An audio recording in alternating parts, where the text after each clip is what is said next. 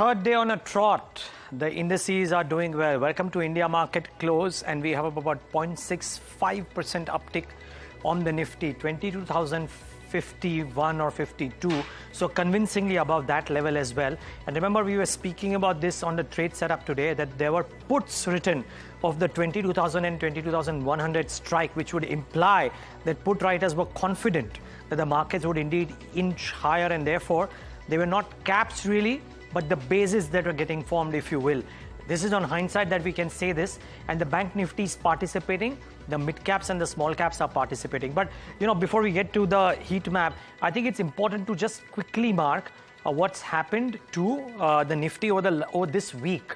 So not just today, but if you just look at this week's performance for the Nifty, if you're going to get the 5-day or the 7-day chart for the Nifty, you will see what I'm talking about, or the 1-month chart for the Nifty, you will see what I'm talking about. There's a big surge in the last 3 days after a bit of a pullback. So this is the 1-month chart, but look at this performance, and we're seeing an uptick. And this week too, I think from here, from the lows of here, I think we've done really well. 3 days on a trot now, and we are inching well. So good going for the indices. A lot of mid caps in focus, but I'll quickly take you to the large caps before Harsh comes in and talks about the broader end of the spectrum. Get the heat map up on the screen. Wipro, amongst the top gainers, it was a top call today, by the way, on NDTV Profit. But a lot of others, it's widespread. SBI Life, M&M and Maruti and Bajaj Auto, so autos are doing well. There is Larsen and Adani Ports, so industrials are doing well. But clearly, auto is taking the charge and getting good support from information technology. So that's one aspect. The other aspect is that we don't have too many losers. One of the key losers is Power Grid, not a heavyweight. Reliance slightly soft today, nothing too dramatic. So that is the other aspect. And I don't know if Harsh will mark it or no, so I just want to mark it before I hand it over to Harsh. Paytm is up 5%. So before I hand it over to Harsh, let's just bring up Paytm on the screen and just show you what's happening there. Harsh, maybe you were going to mark it, but Paytm will come up on your screen. And it's up 5% at 341. So good going for this one today. Well, yes. In fact, market? So yes, absolutely. It was part of my stock list. Yukta can confirm that. But yes, so 5% higher on Paytm. And you know, it's on the top, 4-5 gainers on the Nifty mid cap. So that's a big one. Also in pre-open, notably, it was down 4%. So that one definitely on our radar as it starts to play out. But quickly on to some stocks which were buzzing on the back of numbers as well as news. Let me start off with EPAC. That one has flown away in trade. We spoke with the management as well of EPAC. That one, if we can have that one, there you go, 7% higher on EPAC. Among the losers, you had the likes of a Gujarat Gas, currently trading lower. Some bullish commentary coming in from Nuvama, not helping the stock at all, down 6%. You also have a Torrent Power, which is down, RVNL, ABFRL. Those are some of the top mid-cap losers in trade today. In terms of the winners, you have Natco Pharma, strong commentary.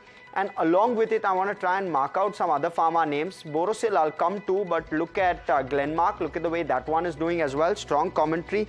Ipca and Biocon, if I can pull up those. And Gland as well. So there you go. Some of them really buzzing in trade. Mid-cap pharma seems to be doing fairly well in trade today. But outside of that, yes, Prestige, Borosil Renewables, as well as Paytm. We did mark that stock. But those are some of the bigger buzzers within the mid-cap space, Niraj. Well, all mark. Let's take it to our guest, because I think it's important to get a sense of what to do in a scenario like this. Ruchit Jain of 5 Paisa Johnson, as does Chakri Lokpriya of Red Strawberry LLP. Gentlemen, both of you, thanks so much for joining in.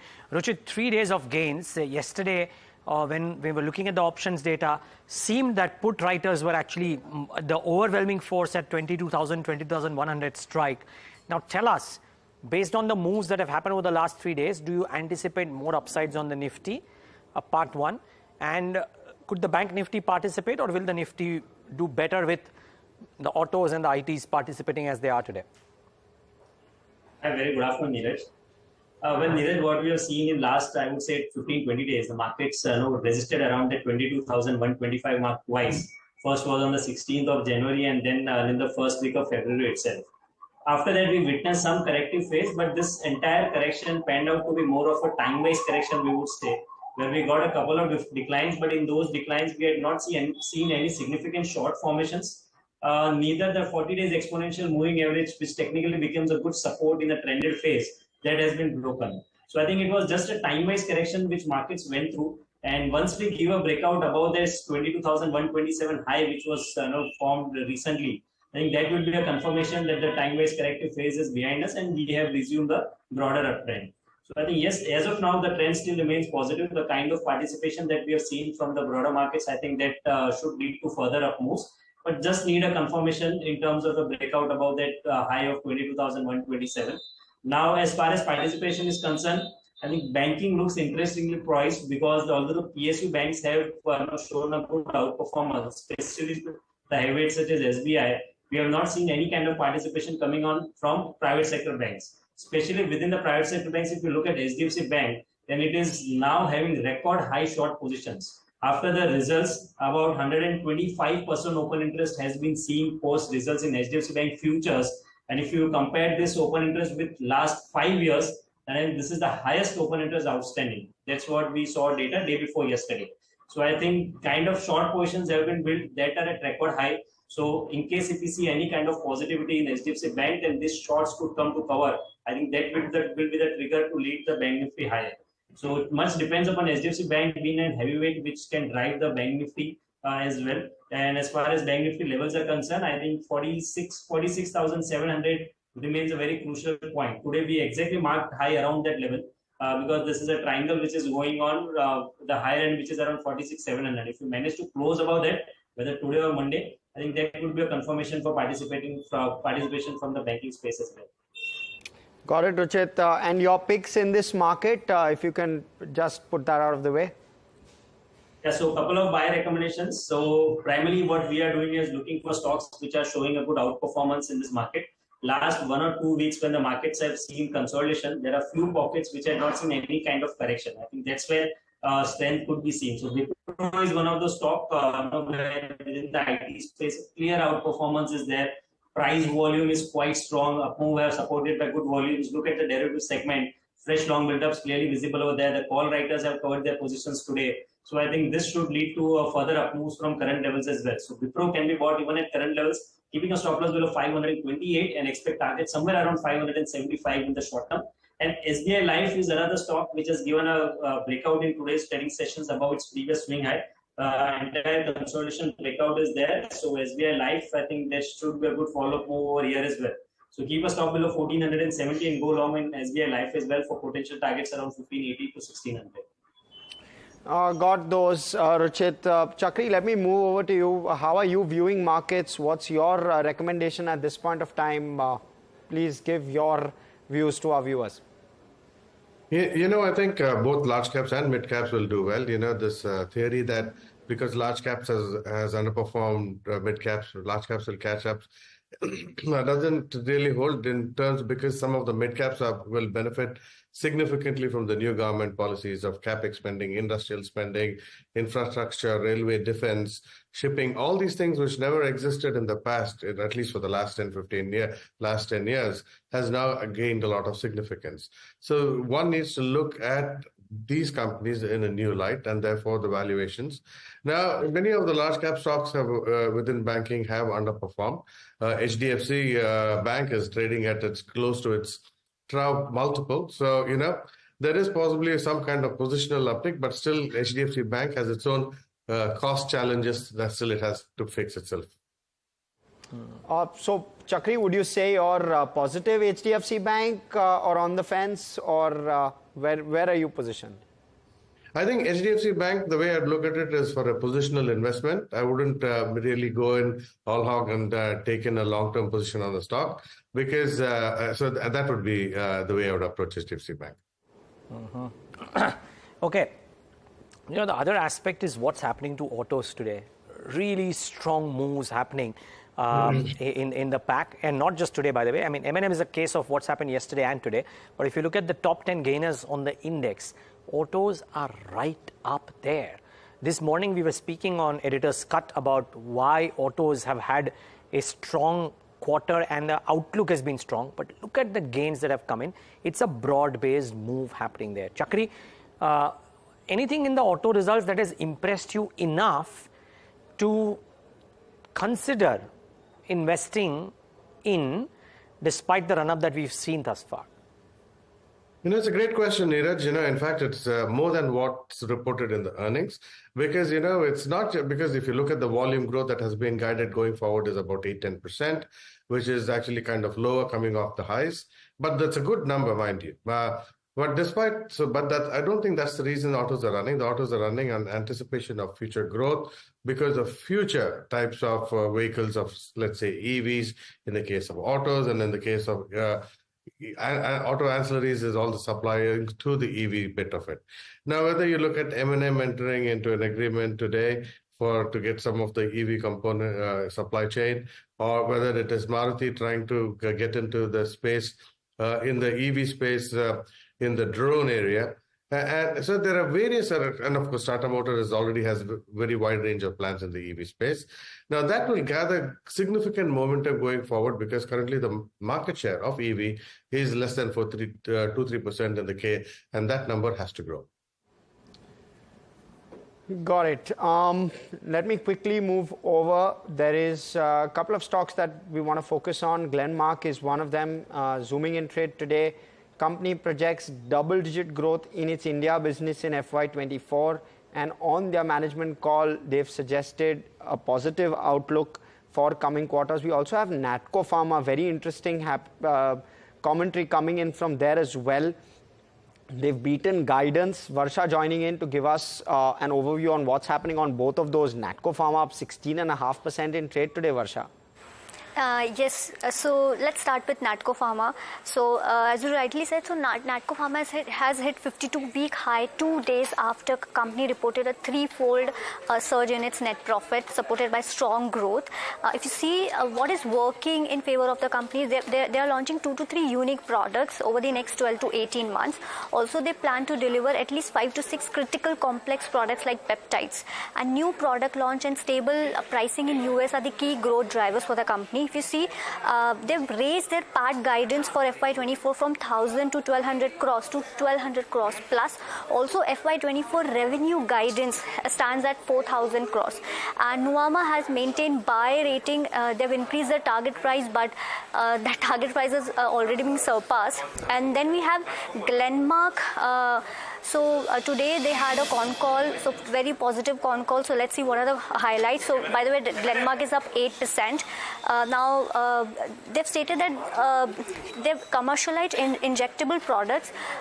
The launches of those products will impact positively for the US business in Q4 FY24, and also they expect India business to normalize in Q4 with sales run rate of around 1,000 crore per quarter, and they expect better working capital in Q4 on the back of changed distribution model, and India business is expected to grow 10 to 12% in FY24. Also, EBITDA margins are going to improve on lower R&D costs. So if you see, FY25 will be better than FY24 with respect to EBITDA margins on back of reduced R&D cost, and also their Ryaltris, which is a nasal spray, will be big driver to margin profile, and they see 30 to 35 million US dollar addition to bottom line on lower R&D cost, and they'll turn cash positive by FY25.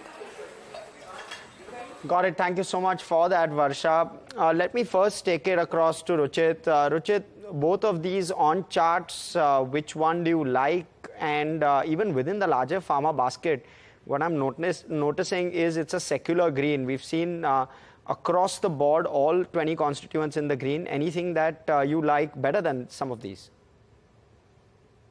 I think both these stocks, Natco Pharma as well as Glenmark, technically are looking quite positive. Natco had seen a huge consolidation phase.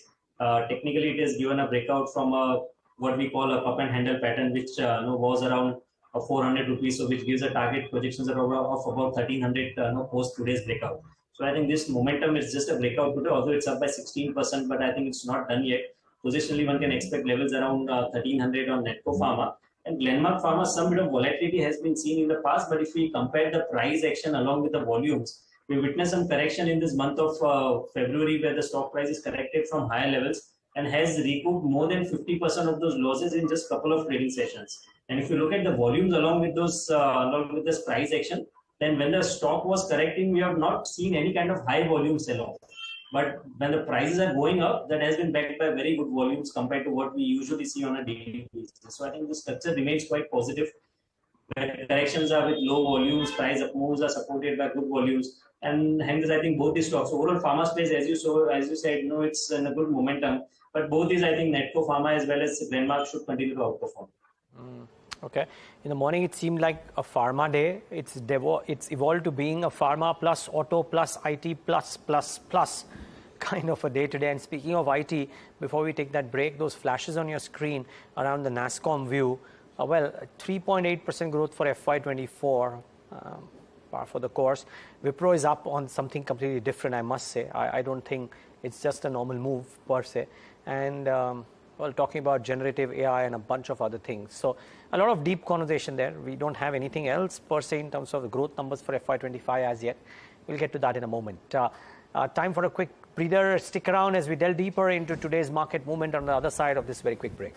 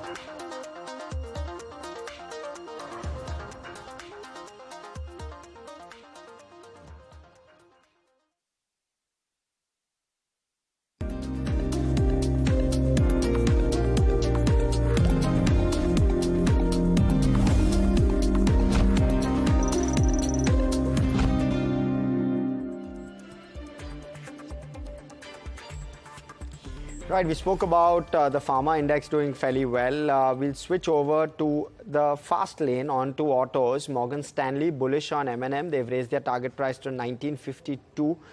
Tushar Singh, my colleague, joins in with more on this. Tushar, give us some overview. M&M on a tear now, yesterday as well as today, consecutive day of solid gains.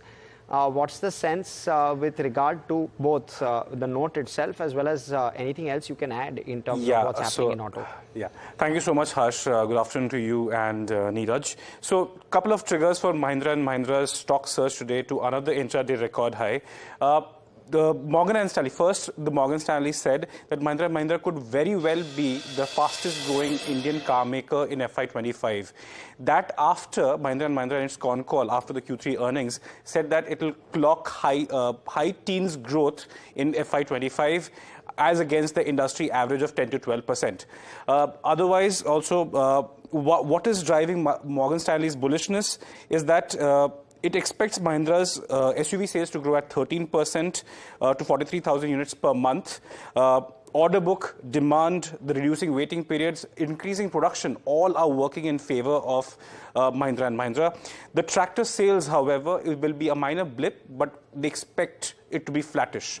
The second trigger was the commencement, so to say, of Mahindra's deal with Volkswagen, where Mahindra will now pick up electrical components or EV components from a Volkswagen platform called the MEB for its born electric SUVs. It was after this news broke that Mahindra jumped to a record high again today. Sharp going there for M&M, really strong show, and autos by and large are having a good day. We'll get in a view of Chakri on this one first. Chakri, what did you make of the results and the commentary from the management? It was a very good, we're talking about M&M, right? And here the results were, I think, largely along the lines that were expected. They're expanding their range of portfolios, and, some amount of the raw material cost reductions is going to be, is helping the margins. So all this is actually kind of par for the course in terms of what was expected was delivered. I think what is exciting is not just the announcement today by Volkswagen, but what has happened with the EV industry, suddenly the barriers between local, domestic and export markets has kind of become a more fuzzier place.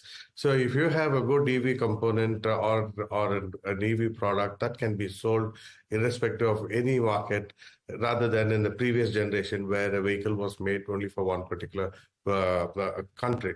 So I think that shift is, of course, still very in the nascent stages, but that is something which is going to impact positively all auto companies who can seize that opportunity, and some of that will rub off in terms of excessive stock prices in the initial run-up to that event. Okay, we spoke to M&M CEO Anish Shah on the Make in India view, particularly that Tushar was talking about the Volkswagen deal as well, and especially when multiple global players like Tesla plan to foray into the Indian markets. Hear out what he had to say. We have a very clear message on this, that if you believe in India, then make in India, invest in India. It is actually very unfair for consumers if you import from outside without a commitment to the market, because the consumer doesn't know, are you going to exit tomorrow?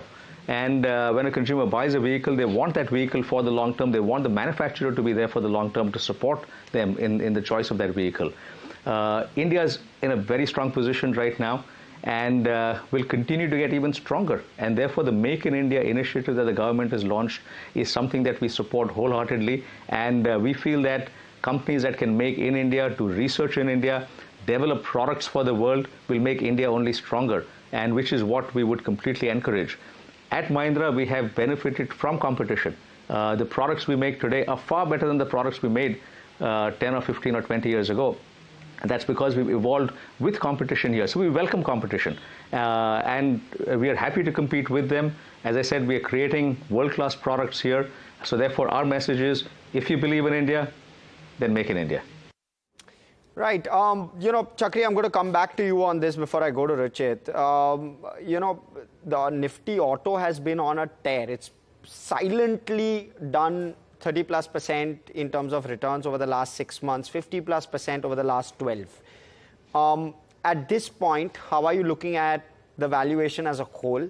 And where are you seeing pockets of value? Of course, M&M's commentary was very strong. But outside of that, where are you seeing valuations which are possibly worth looking at?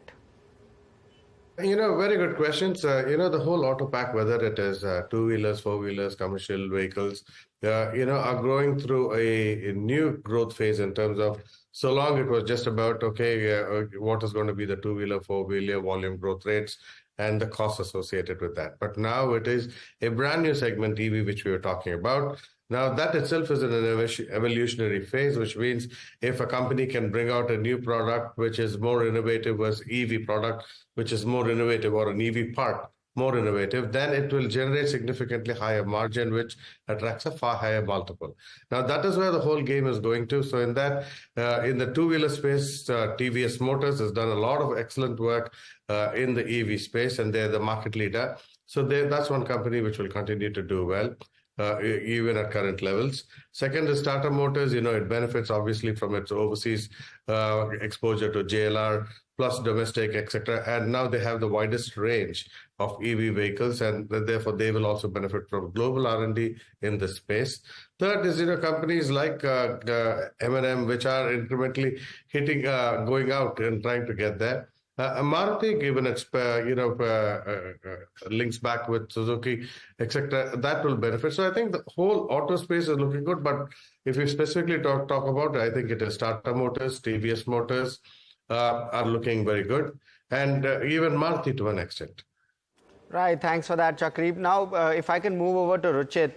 Ruchit, M&M, your views on charts and anything else you're finding interesting within Nifty Auto? There's no doubt about the trend for Mahindra and Mahindra.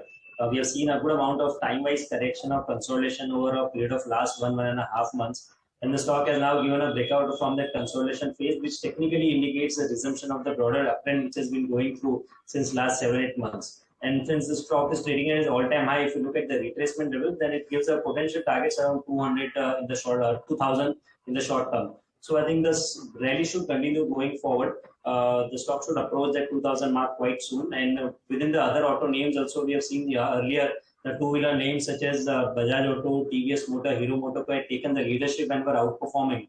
But now, stocks such as Mahindra and Mahindra, Maruti, they have now started witnessing good price volume action. So I think this entire sector should be buzzing, and that should continue for a while. And I think just like M&M, we have also seen a good breakout in Maruti as well in last 1 week. So I think this should be another counter which should deliver good returns from current levels.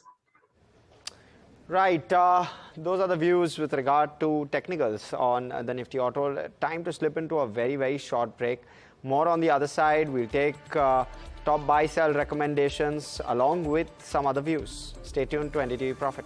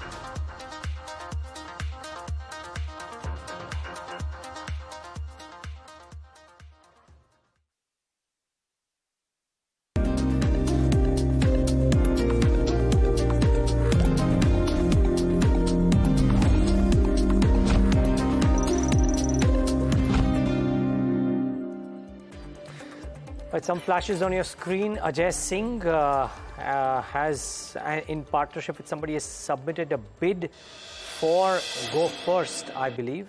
This is breaking news, of course, on your screen. And Busy Bee Airways, joint bid for Go First. So this is an interesting twist in the tale, if you will.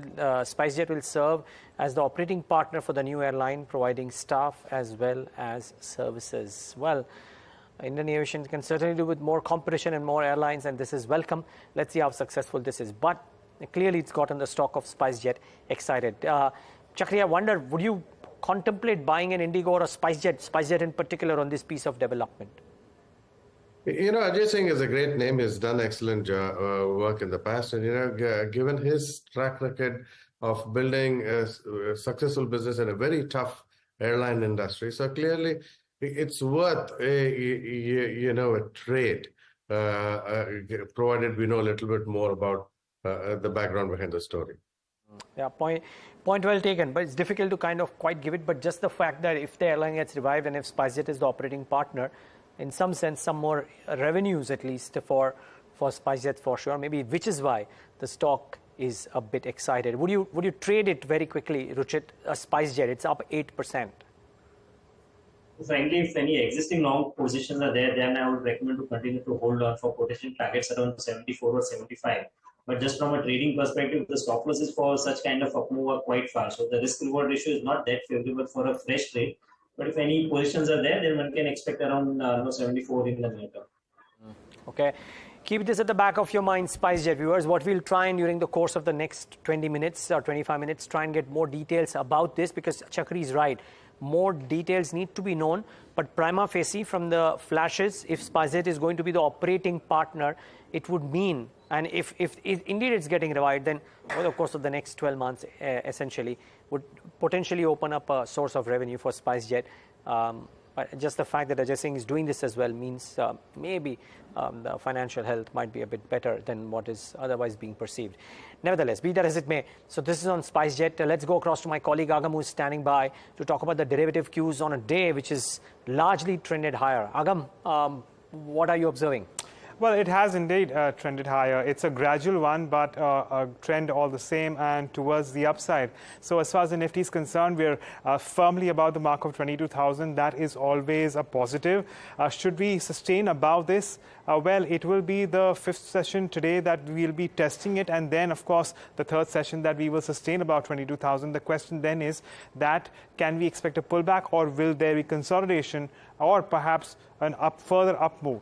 That's a wait and watch, but for now, we're certainly looking at longs building in as far as the Nifty futures go. Bank Nifty, the picture isn't very different. An up move around 0.5% there, and well, about 1% added at open interest. Now, at least as far as your open interest distribution is concerned, sure, 22,000 call does indicate a little bit of open interest, but now we are going to see more and more OI build up around higher levels, even as the Nifty crosses above that. Of course, low on the lower end, we continue to keep an eye on 21,700 put, which has max OI for now. And in terms of stocks, it's been more about stocks today than indices, of course. Gujarat Gas under pressure, shorts there, but Metropolis, Nalco, Polycab, and TVS Motor Company looking at fresh longs. TVS Motor Company, of course, moving from strength to strength.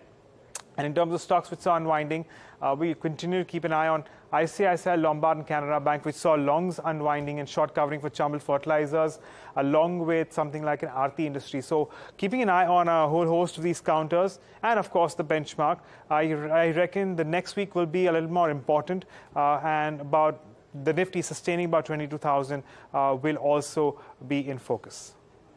Well, very interesting. Thank you so much for that, Agam.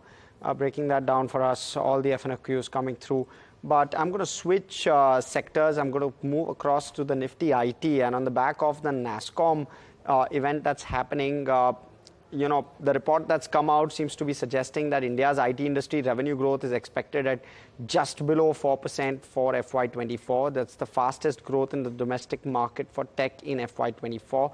And, overall, you're seeing the Nifty IT gain traction, except for a day where the Nifty IT had a bit of a blip. It's been smooth sailing over the last, at least a couple of months that we've seen from the Nifty IT. So let me take it across to Ruchit. Ruchit, on technicals, on charts, how is the Nifty IT looking? Please give us your views.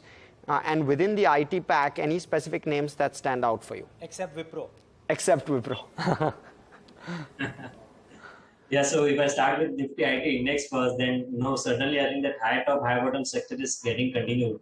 We witnessed some small corrections in between, but that important supports were not broken. So which clearly indicates that the dips are getting bought into. So I think the IT index, if I look at a bit historical data, then the previous all-time high in the month of January 2022 was around 39,450, 39,500. So right about 1,000 points up from current levels. So I think that would be the first initial targets for the IT index to match for. And in case if that gets surpassed, then I think it's all new sky which the index would approach. So I think as of now remains positive, at least from a short-term perspective. One can expect another 1,000-point rally in the IT index. And apart from Wipro, which I have already recommended, I think Emphasis would be another stock which I would look at. TCS would be one more stock which looks quite promising, and these could be names which could show a decent outperformance or participation in this approach. So primarily, it's all based on the price volume action and the relative outperformance within the sector. Emphasis has given a good breakout in yesterday's trading session with good volumes. Today, even a follow-up move is there.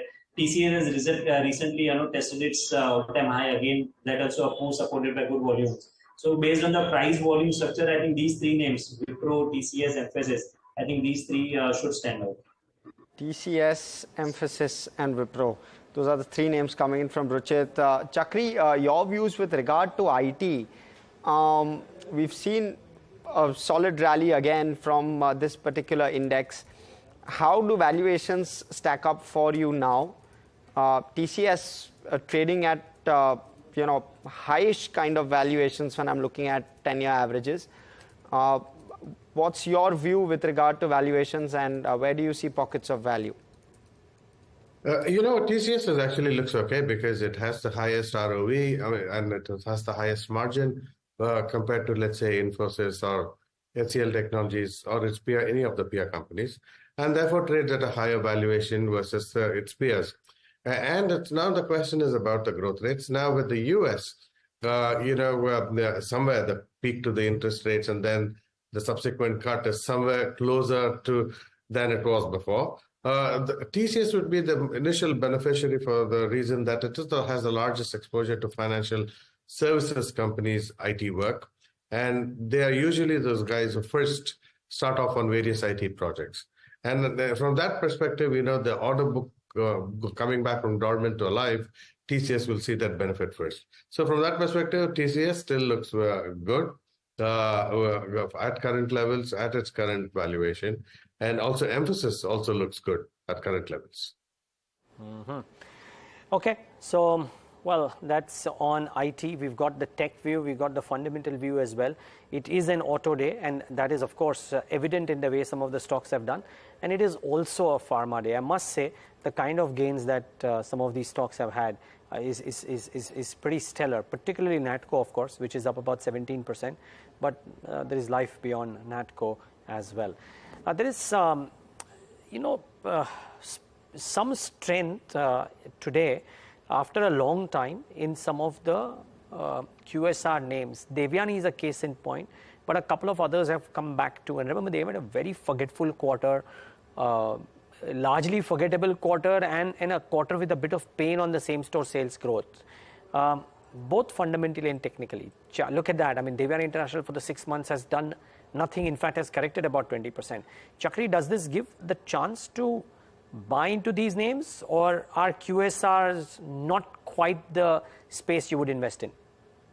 QSRs have had a lot of competition in the last 1 year, and therefore margin erosion, and therefore and also slowing down same-store sales growth rates, not really new much product innovation, etc. All those things which all added up to the stock fall. But at some point, I think there is a price to buy. I think we could start looking into some of the QSR names, Devyani included, but it's not one of the stocks which will become a huge return kind of thing. It's probably about give you a 15% upside over the next 12 months ish. Mm-hmm. Okay. Good time. Restaurant Brands Asia is up about 7% as well. There was a note today which said that that's probably the only one that is worth buying into. Chakri believes there's a good time to add into them. Ruchit, are the charts bottoming out, or is it some time away into any of these names? I think Restaurant Brand Asia has a bit of interesting chart setups. The recent correction, if we see, then we have not seen any kind of high volume setup in this. And earlier also, whenever the stock approached that 105 to 108 mark, we have seen a good support base getting formed there. So in this time too, the stock formed a low of around 104 yesterday. So we can see that around 105, always the buying interest has been there in Restaurants Brand Asia. So I think this could be one stock which could head high towards 135, 140 in the short term. Okay, so that's the view on some of the QSRs, and watch out for RBA in particular. Okay, the other aspect is whether Indian valuations expensive enough to deter some global voices, or is India still a favorite? Well, in their Asia Equity Strategy report released last week, Morgan Stanley had said that India continues to be its top pick, but are Indian equities priced to perfection? Are the valuations justified? On that question, here's what Jonathan Garner, Chief Asia EM Equity Strategist of Morgan Stanley, has to say. So valuations are high on a historic basis, so historic price book of about 4 times and a historic PE of probably mid-20s, depending which index you use. But it's all about that ability to compound earnings per share growth. And the work done by our team in India, led by Ridham Desai, suggests that we're looking at least to 15 to 20% compound EPS growth in rupee terms over the next 3 years or so. So that brings the forward PE multiple down quite considerably. And so, yes, it's true that expensive, India is to some extent expensive versus other emerging markets, but it's never had such strong fundamentals relative to emerging markets as it has now. All right, that's Jonathan Garner with regard to India valuations. But, I'm again going to try and switch focus. Can we pull up the chart for Indus Towers, if at all, try and see what that one is doing in trade today, as well as what it's done over the last 3 to 6 months? And Ruchit, I'm going to come to you on this one, because we've seen a bit of a rally, or a largish rally, when it comes to where Bharti Airtel is concerned. Vodafone Idea in a bit of a pickle. How do you look at charts, especially with regard to Indus Towers? What's your sense, and what should one do? So I think one should look this stock more from a mid-term perspective rather than any short-term trading. If I just look at the historical data, long underperformance has been seen in Indus Towers. But whenever we used to see a pullback move, then 200, 210 used to be a resistance level from where the stock again used to slip towards that 170, 160 zone. But this time we have seen that the stock has surpassed that 200, 210, which was the hurdle. So I think now if any kind of decline comes, then these earlier resistances would convert into support. So I think the downside from here seems to be very limited. I would say that in case of any declines, around 200, the stock would manage to form a good support base, and over a medium term, one can expect levels around 270 to 280. So the risk reward ratio is quite favorable to go along even at current levels, and keep some room to add in case if we see any dip towards the 200 mark. But as I said, it's not a very short-term trade, but more if you want to keep a view of at least 2 to 3 quarters, then I think one can expect levels around 272 to 280 in Indus Towers. Okay, watch out for this one. 221 currently, and remember, even though it remains in the ban, or when it was in a ban, it didn't see the liquidation of the longs. They just stayed put. The stock has hardly had a corrective move. That is the key thing, and which is what is very interesting about this one. Okay, but what is the news of the day is SpiceJet now up 13%, and GoAir finds 2 bidders in the latest round of bidding under IBC. Vishy has some more details on this one. Vishy, as we learn that this is not a bid from SpiceJet's end, but Ajay Singh under his personal capacity. So GoAir has found 2 bidders, one of which is the more interesting one, which is SpiceJet promoter Ajay Singh in his personal capacity. Now, he's submitted a joint bid along with Busy Bee Airways Private Limited, which is another company associated with him. These 2 companies have submitted their bids, as well as Sharjah-based Sky One Airways, which has also submitted its bid for SpiceJet, for GoAir. Remember that this entire process has been going on for a very long time. the insolvency proceedings against GoAir. And this is the second round of bidding that has happened in the company. And finally, you have two fresh bidders coming in. In the last round of bidding, you had the Jindal Group company participating in the bidding process. They were even shortlisted as the preferred bidder. However, at the end of the whole process, they walked out of the thing without actually submitting any crucial bids for GoAir. After that, there was a talk of liquidating the airline, but now that these two bidders have come in, the lenders will take a review of what has actually come to the table. Now, just remember that at this stage, these bids are closed. The details of the bids are not available to the lenders. That will be opened at some point next week, which is when the lenders will take a decision whether these bids are worth entertaining and whether GoAir can actually be saved. Having said that, one point to be added here, there's really nothing to save here. GoAir is, at this point in time, practically just a brand. There seems to be no airlines, plus there seems to be no aircraft within the airlines. Already, in the Indian courts have allowed, airline lessors to come and collect any of these aircrafts that they would have leased to GoAir, which was previously prohibited under IBC. So now they're allowed to take over those planes. So not entirely sure what these bidders are bidding for, but that's where the bidding process is. And hopefully at next week we'll get to understand what these bidders are actually offering to the lenders. It's a very interesting perspective coming in from Vishy, Niraj, with regard to GoAir. What's your sense? No, just from a SpiceJet stock perspective, Harsh, the fact that this is a personal capacity under which there is no outgo from SpiceJet, but SpiceJet gets to be the operating partner if they win. I think that is what has gotten this excited. Now, whether they necessarily win it or not, who knows?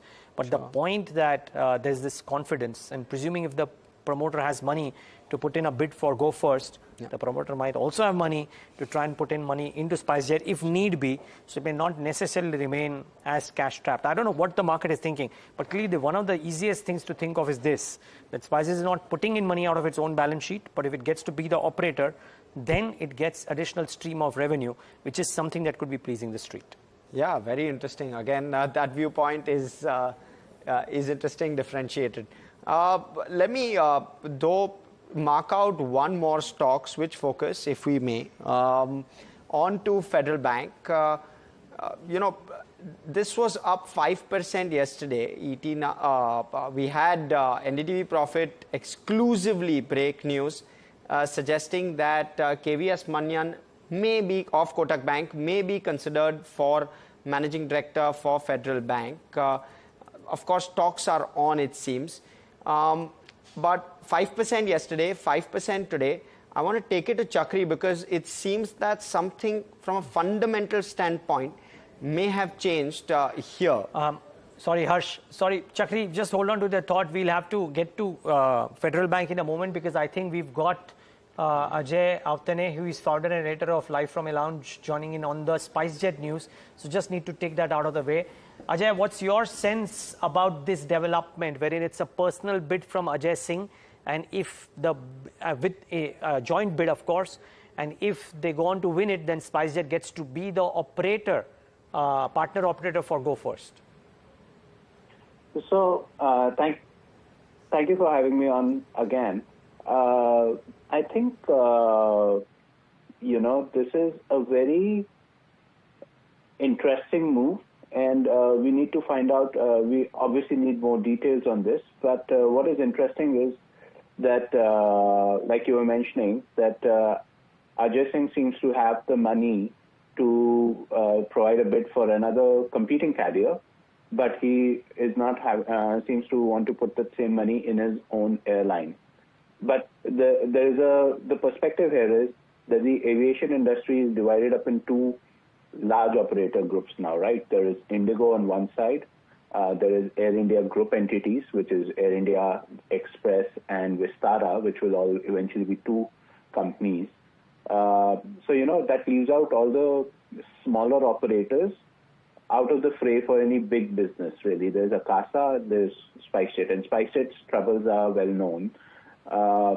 So if SpiceJet / Ajay Singh managed to get this bid going, what they're seeing is a whole lot of slots that might come their way. And the reason I say might is because, even with the case of Jet Airways, there was a lot of hope riding on the fact that the slots would be handed over to Jet Airways and the airline would come back. But when the airline, when they got this bidder and who's trying to revive the airline, they were told to go back in the queue to get the slots again. So it's going to be interesting to see if these slots are actually the property of Go First or if these slots are the property of, the government of India and they will be given away to anyone else in the process. But yeah, there are not too many natural suitors left for Go First. And I think SpiceJet and Akasa are the two prominent ones. And Spice and Ajay Singh have made their move now. Ajay, very quickly, you think it's as much a bid for the slots as well as the maybe the airline and some market share? Indeed. Okay, perfect, lovely. Thanks so much. Very close to market close. We'll have to thank you on that note. Just 8 minutes left, so need to dwell back to the markets. Before we take in closing strategies from Ruchit, Chakri, you want to come in on the Federal Bank question that Harsh was trying to ask you? Yeah, indeed. The Federal Bank, as a franchise, clearly, and the recent results were good enough, and the valuation is wrote 1.2 times book is not expensive. Manian is a good name if indeed it is true, and because it also solves the succession issue at Federal Bank. Of course, there's still some sufficient amount of time. So a well-run bank with a new name, unknown name coming to take over is a good news. But outside of that, I think it's a fairly valued stock in Federal Bank at about 1.2 times book. Okay. 5.2% up on 51 million shares traded, so good going there. But it's about time that we get in the closing strategies for the show from Ruchit. Ruchit, you've given us some ideas at the start of the show, Wipro and one more. But as we wrap up and as we hit the weekend, 7 minutes left, what is the closing strategy? Your top BTST or STBT? Yeah, so Wipro and SBI Life was the other one that I recommended at the start of the show. At closing, I would recommend going long on Tata Communications. So ideally, a good consolidation breakout has been seen today, supported by good volumes.